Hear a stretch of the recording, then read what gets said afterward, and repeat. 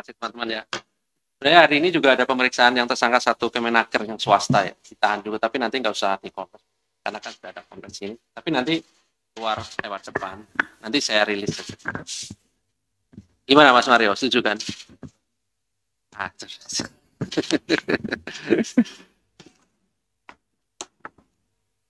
Baik, izin Pak, bisa dimulai Pak. Lanjut. Bismillahirrahmanirrahim. Assalamualaikum warahmatullahi wabarakatuh. Selamat sore teman-teman semuanya. Terima kasih kehadiran pada sore hari ini. Bagaimana sudah disampaikan pada Jumat lalu bahwa kami akan menyampaikan update dari kegiatan tangkap tangan di Sidoarjo, Jawa Timur yang sudah KPK lakukan dan tentu melalui proses-proses panjang, melalui mekanisme analisis yang mendalam. Maka hari ini kami akan menyampaikan perkembangan dari penanganan dugaan korupsi dimaksud. Hadir sore hari ini pimpinan Pak Nurul Gufron, dan seperti biasa nanti kami tunjukkan barang bukti setelah dibacakan poin-poin konstruksi perkara ini secara utuh dan lengkap, dan juga setelahnya diberi kesempatan juga pada teman-teman untuk bertanya dan kita fokuskan terkait dengan penanganan perkara dari kegiatan tangkap tangan ini. Baik, kami silakan Pak Nurul Gufron untuk membacakan beberapa poin perkembangan dari kegiatan tangkap tangan di Sidoarjo, Jawa Timur dimaksud. Terima kasih Mas Ali. Bismillahirrahmanirrahim. Assalamualaikum warahmatullahi wabarakatuh.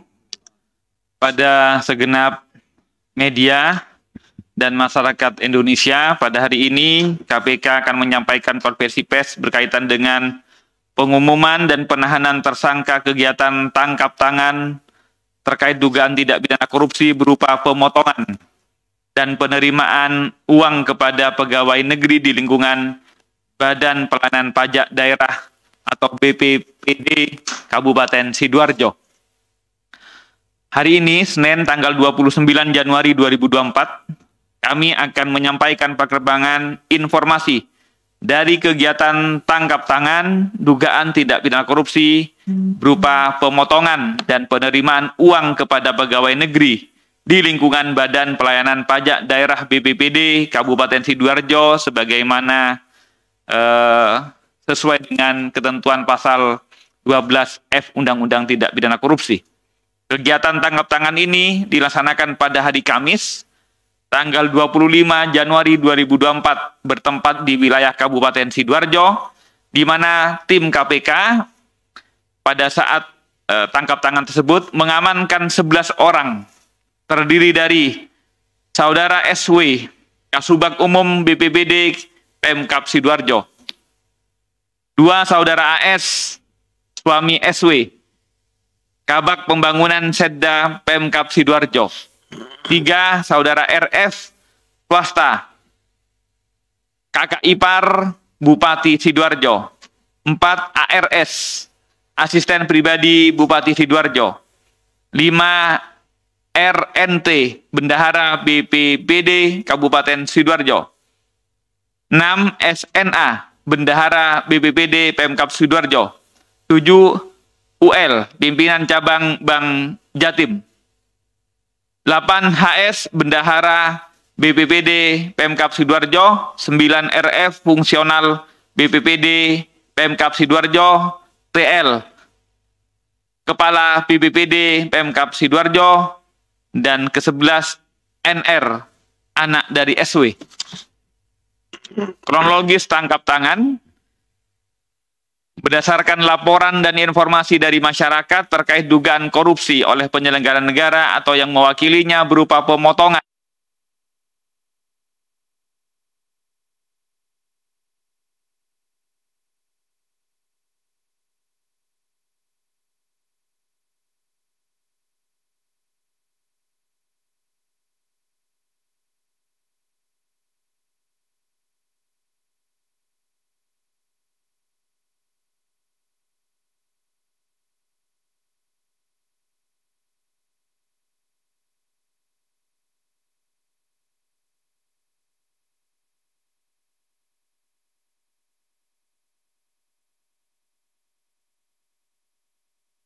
pihak-pihak dan kemudian juga mengamankan sejumlah uang. Dalam kegiatan ini, dalam dugaan tidak pidana korupsi ini, yaitu pemotongan dan penerimaan uang sejumlah di tahun 2023 ini terkumpul sejumlah 2,7 miliar. Dan diduga kejadian ini bukan hanya tahun 2023, juga di tahun 2022, 2021 juga begitu. Pada tangkap tangan ini yang diamankan sekitar 69 juta dari 2,7 ini yang cash 69,9 juta. Kemudian para pihak yang diamankan berikut barang buktinya dibawa ke Jakarta ke gedung KPK. Atas laporan dan pengaduan masyarakat tersebut, maka KPK kemudian melakukan tindakan proses-proses penyidikan sebagaimana Anda telah ketahui bersama. Konstruksi perkara diduga telah terjadi dugaan pemotongan hak dari jasa pungut dari pegawai-pegawai BPBD, diantaranya yaitu mereka memiliki fungsi dan tugas melakukan pemungutan pajak daerah dan juga retribusi. Khusus di tahun 2023, diperoleh besaran pendapatan pajak sebesar 1,3 triliun. Atas perolehan tersebut, maka setiap ASN yang bertugas melakukan pemungutan pajak dan retribusi daerah berhak mendapatkan dana insentif atau jasa pungut pajak. SW selaku Kasubag Umum dan Kepegawaian BPBD sekaligus bendahara secara sepihak melakukan pemotongan dana insentif dari para ASN tersebut. Pemotongan dan penerimaan dari dana insentif dimaksud diantaranya kebutuhan untuk Kepala BPBD dan untuk Bupati Sidoarjo. Permintaan pemotongan dana insentif ini disampaikan secara lisan oleh SW pada para ASN di beberapa kesempatan dan adanya larangan untuk tidak membahas potongan dimaksud melalui alat komunikasi, diantaranya melalui percakapan WhatsApp. Jadi ada larangan untuk kemudian membahas, hanya disampaikan kewajibannya, tapi tak boleh dibahas begitu. Besaran potongan yang ditentukan kepada para ASN dari dana insentif jasa pungut pajak tersebut berkisar antara 10% sampai 30%, sesuai dengan besaran insentif yang diterima. Penyerahan uang dilakukan secara tunai yang dikoordinir oleh setiap bendahara yang telah ditunjuk yang berada di 3 bidang pajak daerah dan bagian sekretariat. Khusus di tahun 2023, SW mengumpulkan potongan atau pungutan dari insentif pajak yang mestinya merupakan hak para ASN di BPBD senilai 2,7 miliar di tahun 2023. Dugaan pemotongan ini sudah terjadi sejak tahun 2021 dan juga dari sebelum-sebelumnya. Kami masih akan mendalami lebih lanjut ya. Sebagai bukti yang kami amankan pada saat uang cash yang diserahkan dan kemudian kami amankan yaitu sebesar 69,9 juta yang diterima saudara SW akan dijadikan pintu masuk untuk penelusuran lebih lanjut kepada penggunaan dana tersebut yang lainnya. Kebutuhan proses penyidikan, tim penyidik menahan tersangka SW untuk 20 hari pertama, terhitung mulai tanggal 26 Januari 2024 sampai dengan 14 Februari 2024 di rutan KPK. Tersangka SW disangkakan melanggar pasal 21 huruf F, pasal 12 huruf F Undang-Undang 3199 Jungto 20/2001 tentang perubahan atas Undang-Undang 3199 tentang pemberantasan tidak pidana korupsi. Pihak-pihak yang lain masih kami terus kembangkan. Tentu sekali lagi ini adalah pintu masuk untuk kami menyelidiki dan menyidik dalam perkara tindak pidana korupsi yang lain termasuk pihak-pihaknya. Demikian yang dapat kami sampaikan. Terima kasih. Saya kembalikan ke Mas Ali Fikri. Wassalamualaikum warahmatullahi wabarakatuh. Waalaikumsalam warahmatullahi wabarakatuh. Baik, terima kasih Pak Nurul Gufron yang sudah menyampaikan perkembangan dari kegiatan tangkap tangan di Sidoarjo, Jawa Timur. Ada satu orang yang ditetapkan sebagai tersangka, yaitu SW, Kasubag Umum dan Kepegawaian BPPD Kabupaten Sidoarjo, dan dilakukan penahanan sampai nanti 14 Februari 2024 di Rutan Cabang KPK. Berikutnya kami tunjukkan barang bukti lebih dahulu sebelum teman-teman diberi kesempatan untuk bertanya.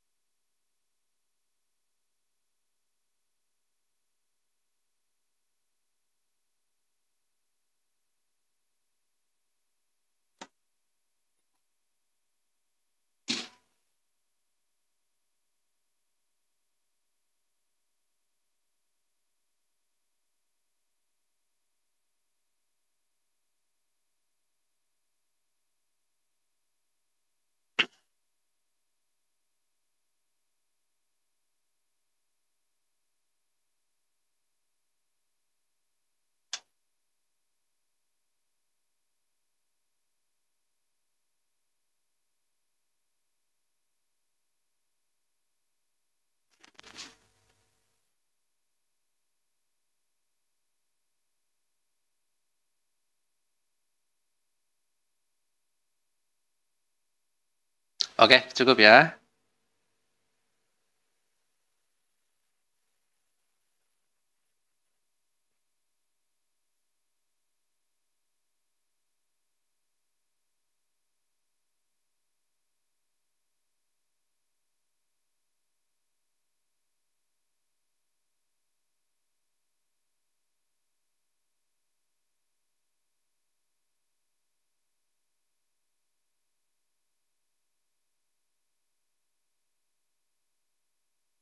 Baik, terima kasih. Silakan dengan menanya. Oke, di sebelah kanan saya, di belakang.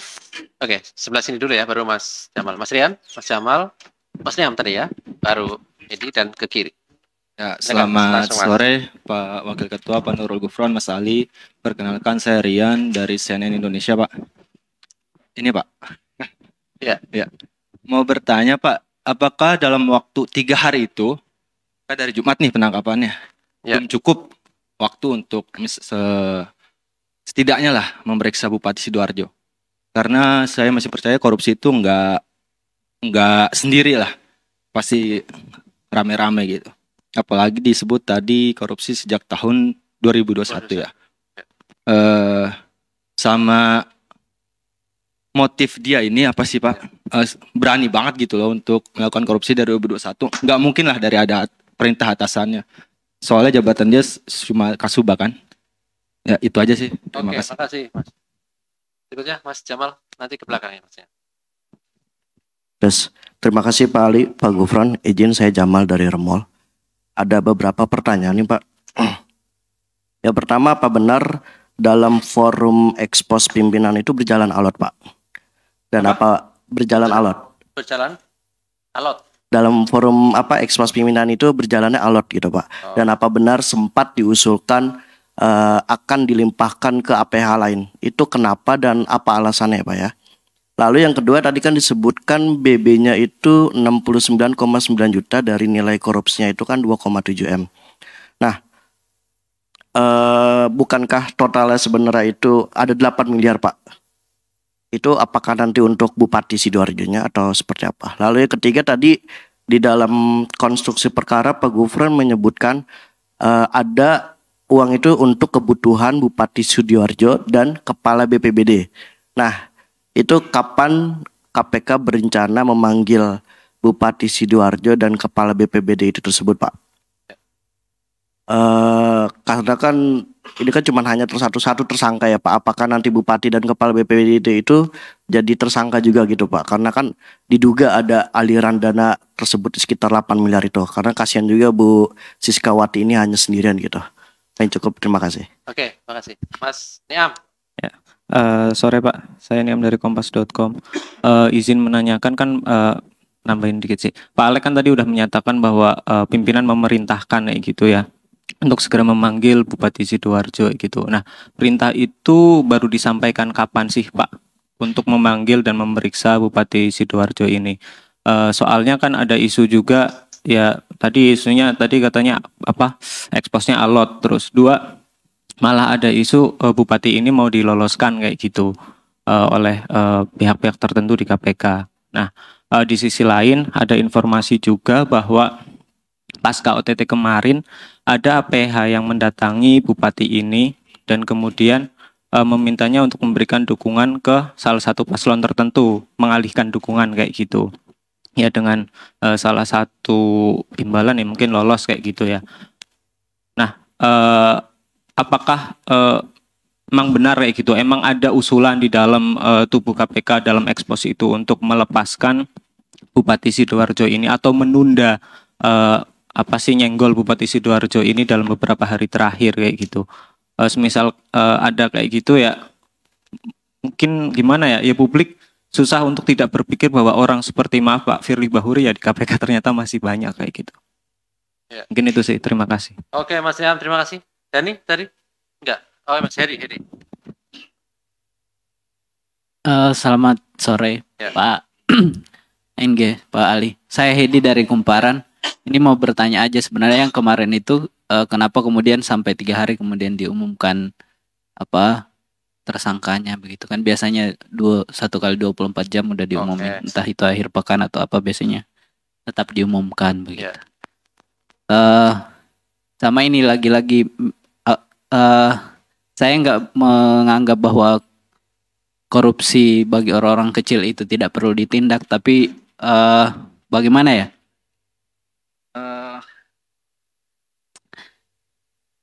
Orang akan melihat bahwa KPK itu masyarakat selalu berharap bahwa KPK itu akan menindak yang lebih besar dibanding sekedar orang-orang di daerah begitu, apalagi sekelas Kasubag begitu, meskipun ya nilai yang dikorupsi itu banyak juga.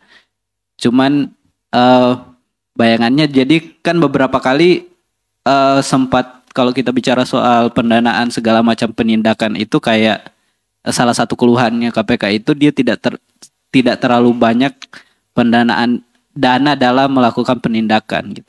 Nah, daripada buang-buang dana penindakan untuk misalkan kasus yang agak kecil, kenapa tidak kalau yang ada yang besar yang lebih besar begitu.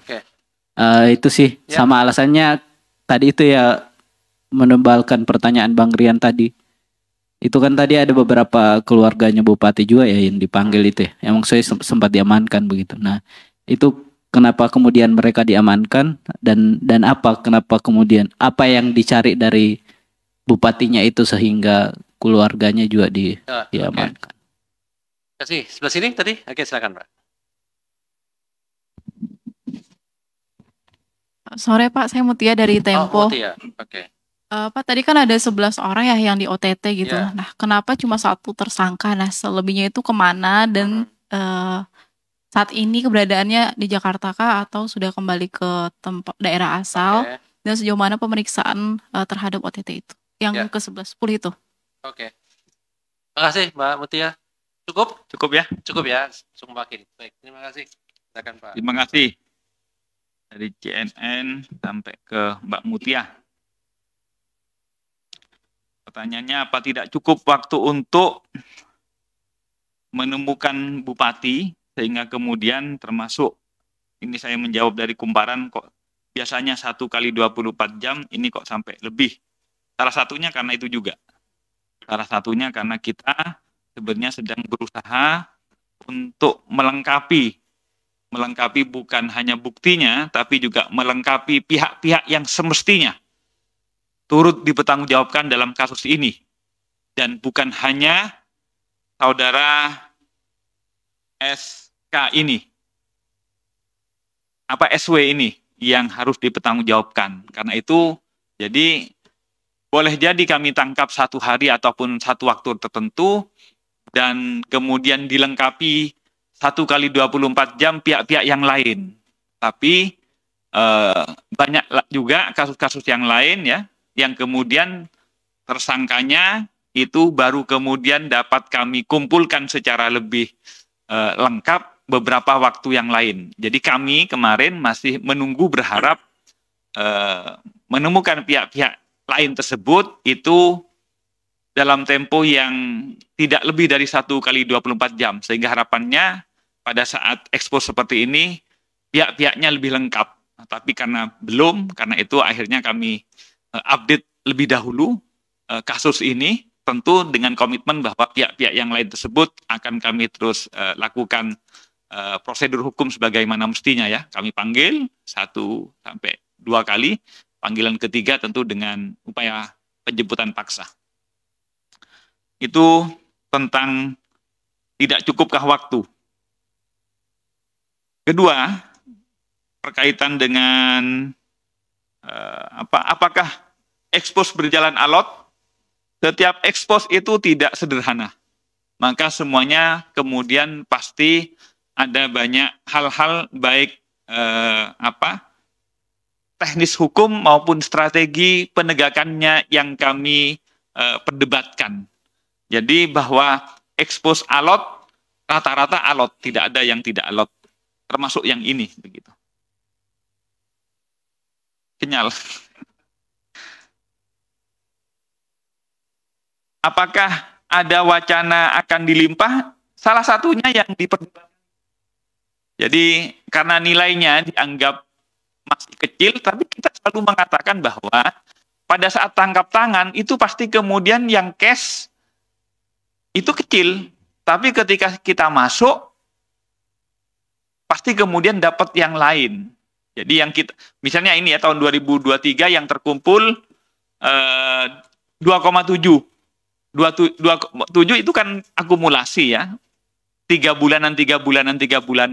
Mungkin bulan-bulan yang sebelumnya sudah terbelanjakan. Nah, yang kami amankan yang pada periode yang terakhir. Triwulan terakhir di bulan Desember kemarin yang kemudian dikumpulkan dan kami tangkap pada bulan Januari.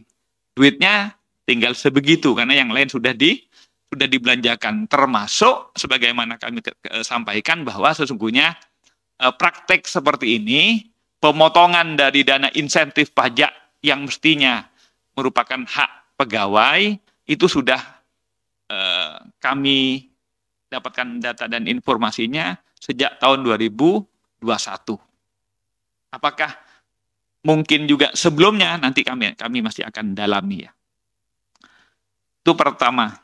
Yang kedua, apakah Bupati dan juga Kepala BPPD akan diperiksa dan akan kemudian kami jadikan pihak yang sebagai bertanggung jawab secara pidana? Sekali lagi, kami sedang mendalami dan terus berusaha untuk kemudian memanggil yang bersangkutan untuk kami klarifikasi.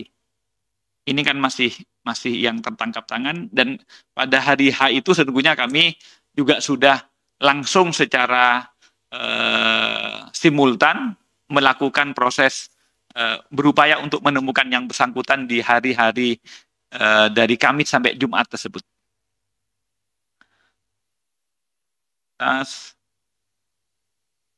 Apakah Bupati tidak diperiksa? Tadi sudah dijelaskan ya. Ada 11 orang tersangka, kok hanya 1. Jadi yang ditangkap atau diamankan dan dibawa ke KPK tentu adalah orang-orang yang memiliki informasi ataupun dapat menerangkan tentang kejadian tersebut. Tetapi kami kemudian akan memfilter, menyeleksi apakah yang tahu, yang memiliki informasi dan data tersebut adalah pelakunya. Kalau tidak pelakunya, tentu kami kemudian kembalikan atau kami bebaskan untuk kembali ke rumah masing-masing. Tetapi dengan catatan, kalau kemudian di kemudian hari kami menemukan data dan kemudian juga keterangan dan bukti-bukti yang lain bahwa ternyata mereka juga turut serta, tentu kami akan lakukan pengembangan kepada pihak-pihak tersebut. Sekali lagi, mengapa KPK kok basisnya seperti kecil-kecil gitu ya, dan kemudian kok mengapa tidak mengefektifkan ataupun menyasar kepada objek-objek yang besar. KPK ada dua jenis ya tindak pidana korupsi. Pasal 2, pasal 3 itu berkaitan dengan kerugian negara, itu yang kemudian KN-nya besar-besar. Ya seperti kasus-kasus seperti kemarin ya di mana? Di Pertamina. Itu tentu kemudian ratusan miliar atau lebih gitu ya. Tapi kalau kasusnya pasal 5, pasal 7, pasal 13, pasal 12 ya gratis dan lain-lain, memang kemudian nilainya kecil. Tetapi sesungguhnya daya rusaknya itu sama. Karena korupsi itu menyasar dua kepentingan negara, yaitu keuangan negara dan kewenangan publik. Jadi misalnya ya, ada kasus tersebut mestinya seseorang tersebut menjadi tersangka, tapi dengan suap menjadi tidak tersangka, ini kemudian menimbulkan apa? Ketidakadilan. Ketidakadilan ini kerugian bagi negara lebih besar dari uang bertriliun-triliun. Karena apa? Karena salah satu tujuan kita bernegara adalah memberikan keadilan. Nah, ini yang penting yang perlu dipahami oleh masyarakat, bahwa korupsi dimensinya bukan hanya melindungi keuangan negara agar tidak dikorup, tapi yang penting juga adalah kewenangan publik agar tidak dikorup. Kewenangan publik itu yang mestinya masyarakat berhak memiliki keadilan, kemudian tidak adil. Yang mestinya masyarakat sama di hadapan hukum menjadi tidak sama. Di hadapan pemerintahan mestinya sama, tidak sama. Nah, ukuran yang begini ini, kerugian-kerugiannya, kerugian kewenangan publik yang dikorup, sesungguhnya lebih dahsyat, lebih kemudian memunculkan apatis dan demotivasi dari masyarakat untuk bayar pajak, untuk bayar retribusi, dan lain-lain. Itu yang mohon dipahami. KPK komitmen pada dua hal tersebut, untuk melindungi keuangan negara dan melindungi kewenangan publik agar tidak dikorupsi. Saya kira itu yang hal-hal yang dapat kami sampaikan dari pertanyaan. Yang tadi sudah jawab.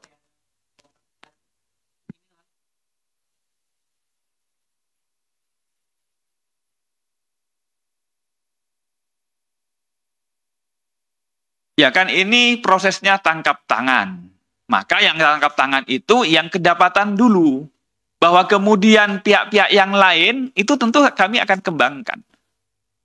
Kami sudah sampaikan tadi bahwa di awal dipungut oleh yang bersangkutan, tapi peruntukannya diuntukkan atau digunakan oleh kepala BPPD dan bupati. Tentu kepada dua orang ini nanti kami akan konfirmasi. Terima kasih. Baik. Izin satu.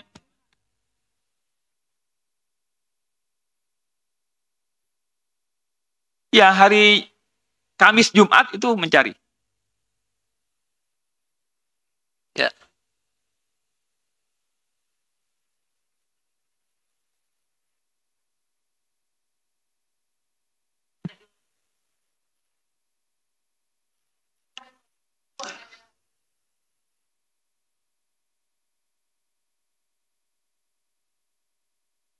Oh, tentang itu ya. Sekali lagi, KPK itu basisnya data atau bukti hukum. Kami tak tahu tentang 00 itu. Itu pertama. Yang kedua, tak benar dan tidak pasti saya pastikan tidak benar bahwa pada saat hari H itu menunggu surat perintah penangkapan. Tidak ada. Kalau tangkap tangan, jangankan petugas, Anda pun melihat orang melakukan tindak pidana, termasuk korupsi, itu bisa langsung ditangkap. Nggak perlu ada surat perintah penangkapan. Ya. Tidak ada. Jadi kami sudah mengeluarkan sprinlidik. Artinya bertugas untuk melakukan penyelidikan. Penyelidikan di dalamnya termasuk kewenangan untuk menangkap kalau ada peristiwa tangkap tangan. Peristiwa pada kejadian atau sesaat setelah kejadian siapapun, apalagi petugas KPK yang dilandasi sprindik. Anda pun kalau ketemu ngelihat ASN menerima ataupun korupsi bisa langsung tangkap, tapi serahkan kepada penegak hukum. Jadi tidak ada permohonan penangkapan, tidak ada ya.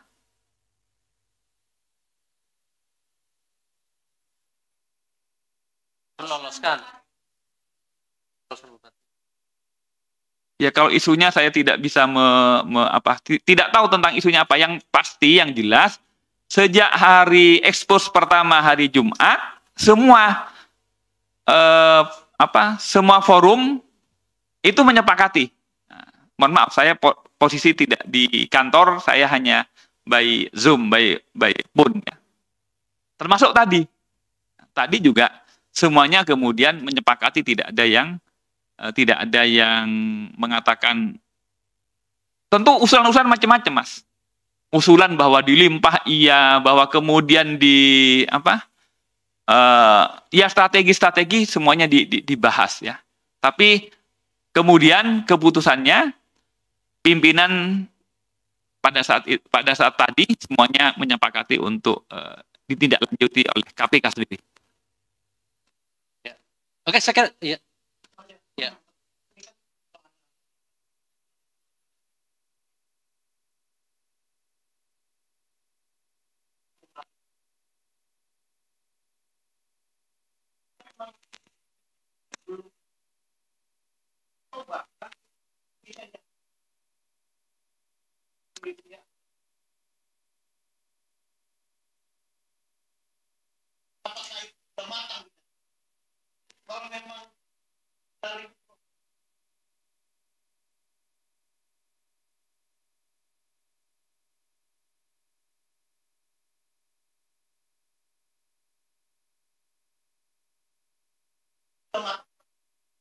Ini kayaknya pertanyaannya dari Gus Mario ini. Anggota Gus-Gus ini. EJGI. Jadi sekali lagi secara teknis pada hari Kamis sampai Jumat itu kami sudah melakukan secara simultan mencari yang bersangkutan. Jadi tidak benar kalau kemudian jeda sampai 4 hari ini ya dari Kamis ya. Sebenarnya Jumat baru laporannya. Itu adalah kami menghindari ataupun kemudian mau mempetieskan atau apapun. Jadi tidak ada itu. Itu yang pertama ya. Bahwa kemudian setelah kami tidak menemukan yang bersangkutan pada hari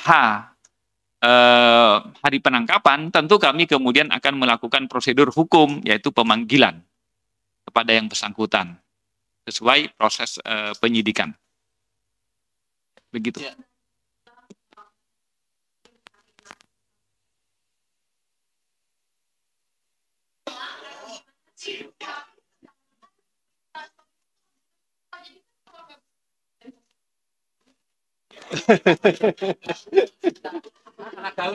Anak gaul. Kan kadang Instagram ataupun akun sosmednya itu kan yang menghandle bukan yang bersangkutan.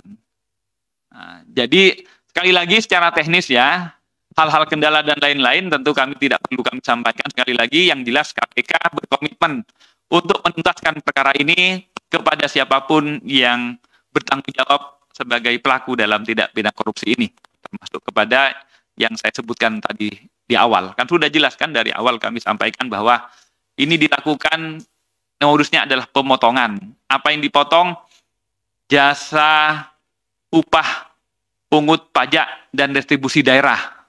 Dikumpulkan oleh yang bersangkutan, kemudian digunakan oleh Kepala BPBD dan Bupati. Nah, tentu kemudian itu adalah tugas kami selanjutnya untuk kemudian memproses secara hukum jika pada hari H kami tidak dapat melakukan penangkapan kepada yang bersangkutan. Tentu melalui proses pemanggilan sebagaimana lazimnya.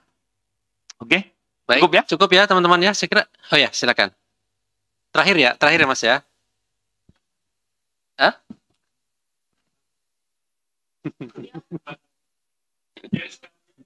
Izin Pak. Saya Zaki dari Tempo Pak, mau tanya juga, itu selama ini pelaku bagaimana sih cara menampung uangnya dan di mana saja? Kemudian pembagiannya itu apakah ada jangka waktu tertentu, sebulan sekali, 2 bulan sekali, dan 3 bulan sekali. Kemudian tadi itu kan ada disebutkan orang bank ya, ada bankir yang ditangkap juga. Itu perannya sebagai apa sih? Oh ya, uangnya itu apakah juga ada sempat penampungan di bank juga? Begitu, terima kasih. Bagaimana saya juga tadi jelaskan, metode pengumpulannya, jasa insentif itu kan diterbitkan setahun itu 4 kali per triwulanan. Tiap 3 bulan ada SK.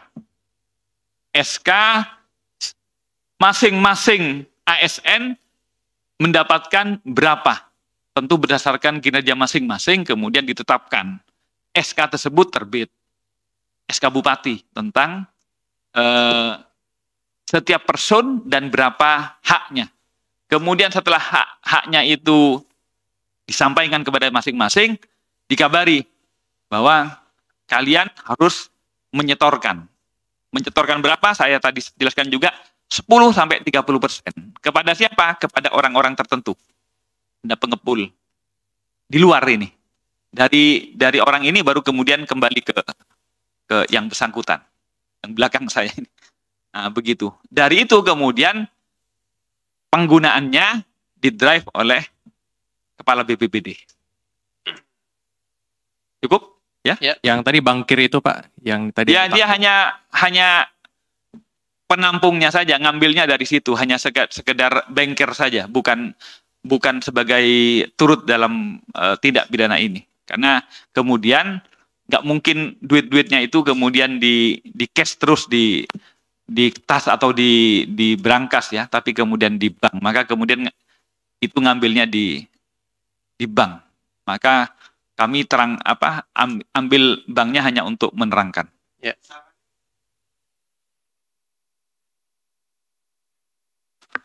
Kita belum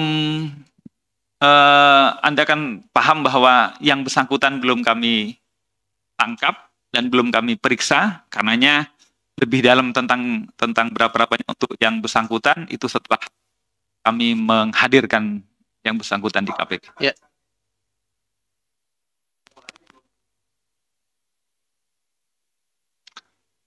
Sekali lagi ini tentang prosedur hukum saja, ya, tentang prosedur hukum saja yang harus kami penuhi supaya tidak menimbulkan ya konsekuensi hukum yang bisa berjalannya proses ini menjadi tidak aman, misalnya dipra atau macam-macam, ya. Oke, saya kira cukup ya teman-teman ya. Cukup, makasih. Ya, sebagaimana yang sudah disampaikan sebelum ditutup tadi Pak. Jadi satu tersangka yang di Kemenaker hari ini juga dilakukan penahanan sampai 20 hari sampai nanti 17 Februari 2004 ya. Hari ini tadi itu yang KRN ya.